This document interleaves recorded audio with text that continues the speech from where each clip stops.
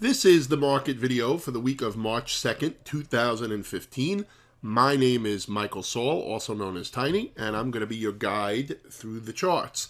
Let's start with the S&P 500, the SPY. So last week, overall in the market, we went up a little bit, and then we just kind of eased off into the end of the week.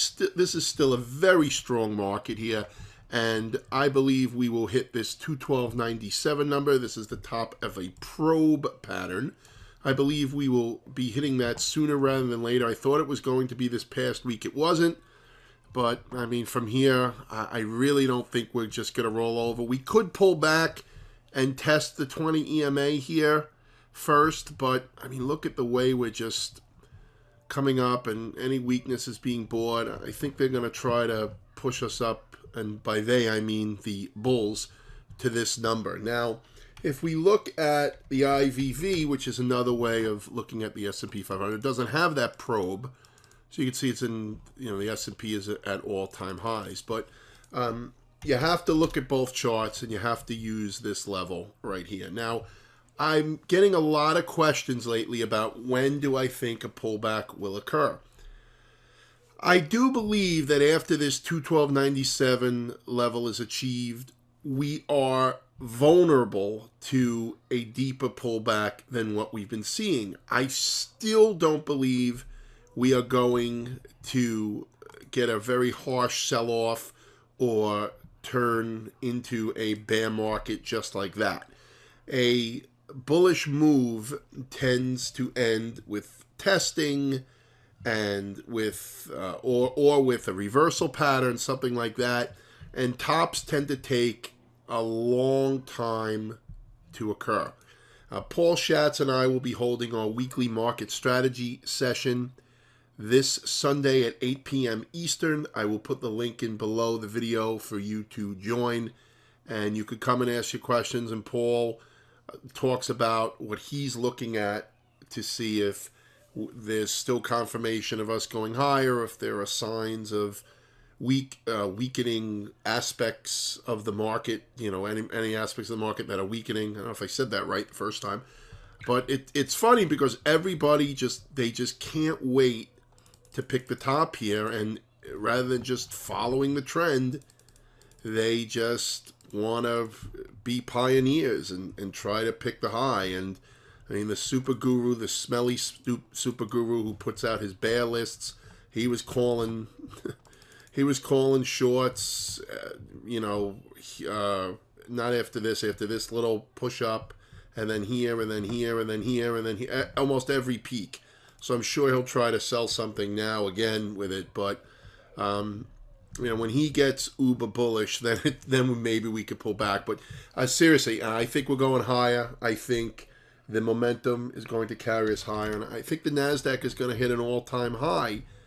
So while we would be vulnerable to a pullback, a deeper pullback than what we've seen lately, once 212.97 is hit on the SPY, I don't believe that the work will be completely done until the NASDAQ, at a minimum, tests the all-time highs. That's my opinion.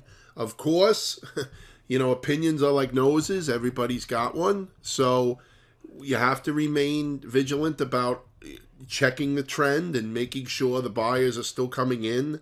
There's nothing wrong with being wrong. There's something wrong with staying wrong. So just make sure that, whatever you're looking at as a, as a trend qualification, you're going through your trend qualification process, just make sure everything is still backing it up. And even if it isn't, that doesn't mean you automatically go short. But it definitely can be a sign that, hey, maybe it's time to protect, maybe it's time to manage, etc. All right, here's the Russell. The Russell's acting okay too. It's continuing to grind higher. Here's the mid caps, pulling back a little bit, but also look great. And here's the Dow at all-time highs, pulled back on Friday. So still looks okay. All right. I don't know if we're going to come right out of this little 3-bar pullback or we have further to go, but I do believe that we will test these highs before we get a deeper pullback. Just want to say that again, so there's no question of flim-flamming or being like these awesome Elliott waivers who say, yeah, no, or that, give 5 alternates and all that stuff. And I'm not really knocking Elliott wave. I guess I am a little bit, but it's just that, as long as you use stops, I don't care what you're using for your analysis. Just use stops and admit when you're wrong. Semiconductors look great. Okay, Intel, which I thought was really looking good back here. Okay, now we're in a consolidation here. It did close below the 200-day for the first time in a while, a long while. Okay, I don't know if really this counts. I don't even think it closed below the 200-day, but you can see we haven't been through the 200-day since early 14, and it was only for, I think, a session or so. But I think these lows are more important than the 200-day moving average. Here's Maxim, looking good in a bull flag. Clad Tanker, it's got to get over the 50-day moving average. It ran right into it. It's got to pivot above it. How about Applied Materials? Yeah, Applied Materials is interesting. It's coiled up here. Let's see if it could bust through. How about like an ADI or NVIDIA? Let's see, ADI looking okay. NVIDIA looking okay. All right, how about the banks? Banks looking okay. Definitely not leading. They're not up at new all-time highs, but they're consolidating above the moving averages. That's good. I'm going to take it. Bank of America not looking great, but JP Morgan looking okay. Good relative strength. Citigroup, good relative strength compared to Bank of America. Here's Bank of New York, not looking terrible. Zion, it's got to get over the 200-day. Otherwise, in my opinion, there's better choices. Northern Trust, also acting okay. Here's the broker-dealer index, acting well. Here's Goldman. Goldman can push here. Morgan, a little bit of relative weakness here.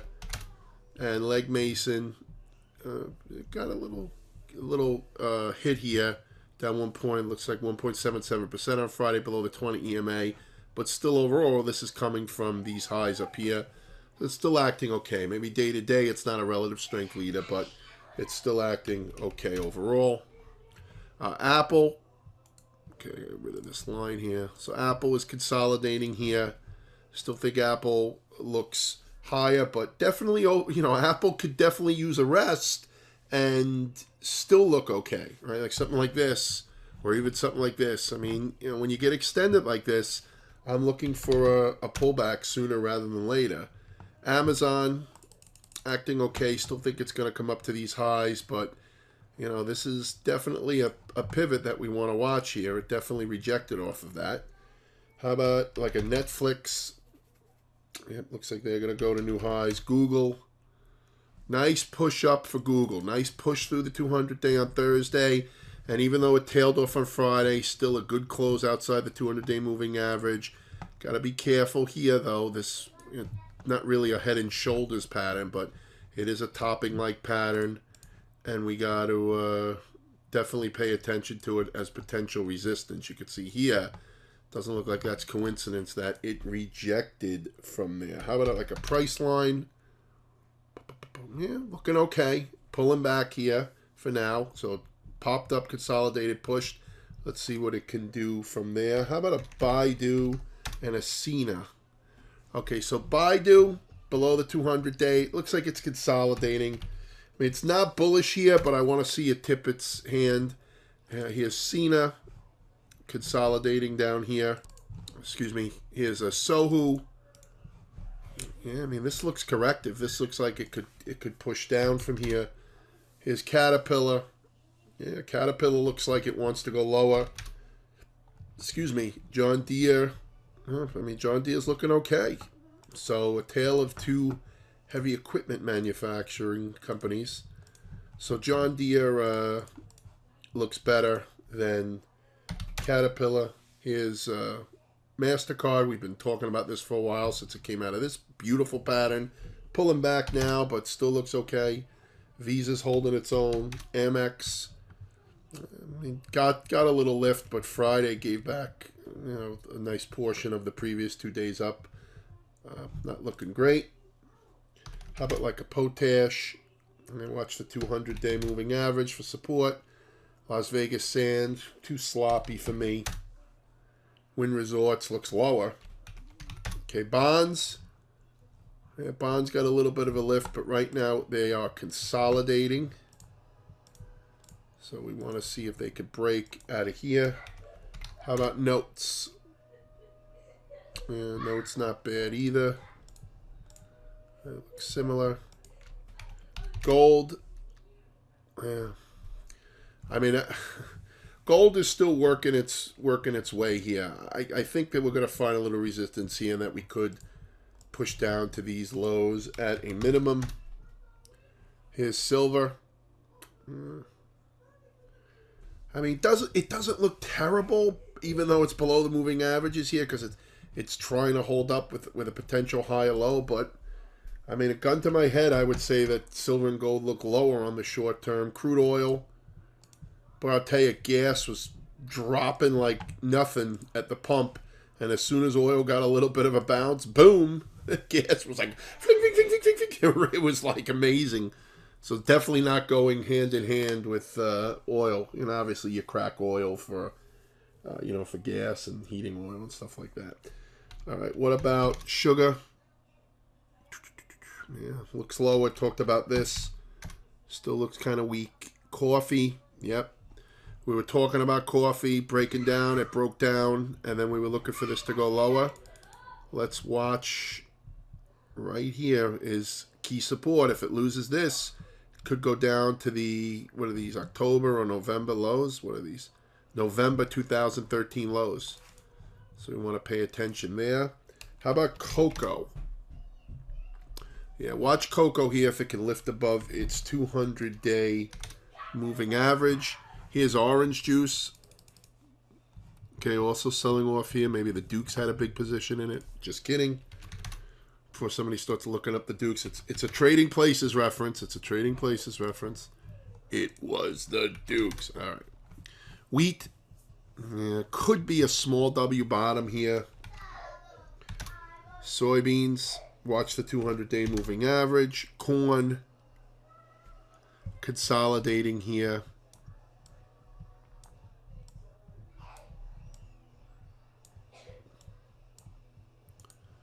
All right, see where it goes from there. So, let's do some currencies. I was ready to wrap it up. Almost forgot the currencies. Yep, there goes the euro. Still think it's going lower. Still think it's going to par. Yen. Yep, yen I think is getting ready. All right, this is, again, the price equals time type of setup here where it takes a while. After a big move, it likes to digest for a while. Okay. But I think dollar yen is going higher. Therefore, if you're trading the futures, which is the inverse, yen dollar, that would go lower. But dollar yen, I think, is looking higher here. And the Aussie, I think, is looking lower. So again, to wrap it up, I think we are going to hit this 212.97 number sooner rather than later. I'm chuckling a little because I said it last week, but we didn't do any damage really. So it's not like, I'm bullish and then we didn't, we sold off. We didn't go anywhere. Could we pull back before then? Yes. Okay, I don't think it's going to be a big pullback. Obviously, we want to watch the 20 EMA. If it does start to pull back here, once we get to the 212.97 number, we are vulnerable for a bigger pullback, but I do not believe we get anything of significance at a minimum until the NASDAQ hits an all-time high. Okay? That's it. If you want to contact me, tiny@stockmarkettrendsex.com. Don't forget to sign up for the Sunday night market strategy session. Have a great week. I will talk to you in next week's video or in the daily email.